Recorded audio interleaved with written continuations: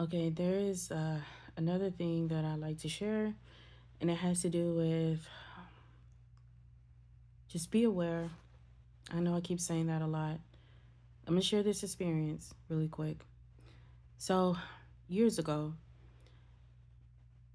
I had a dream. I had many dreams, but this one in particular, I've been wanting to share and just couldn't find myself to do it because what it may cost me. But hopefully, you'll learn from this. Years ago, I had a dream uh, of me being in a room and I'm surrounded, the lights are dim, and I am surrounded by all the relatives. All these relatives are all females, but there are females who are older than I. My mom is there as well. They're all chanting. They're all saying different things, but they're all chanting and they all seem to be on one accord. When I'm saying like the same rhythm or whatever, even though everybody was not saying, there was some saying the same thing and some was saying something different, but it was a group of them saying something different. And I didn't understand what was happening. All I know is I'm standing in the middle of the room and I'm looking around and I'm seeing all of them, mainly the elders, and I'm like, what is this?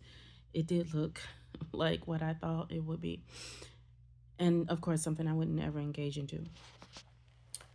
Now, my mom, there was one of my elders, women, one that my mom looks up to a lot, which was one of my great aunts.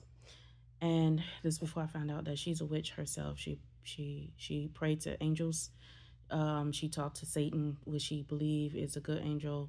And a lot of the practices that she does, she says it works, even though, I mean, I learned this like years later after I had this dream. But during this time I had this dream, before I knew that, um, she was in a dream.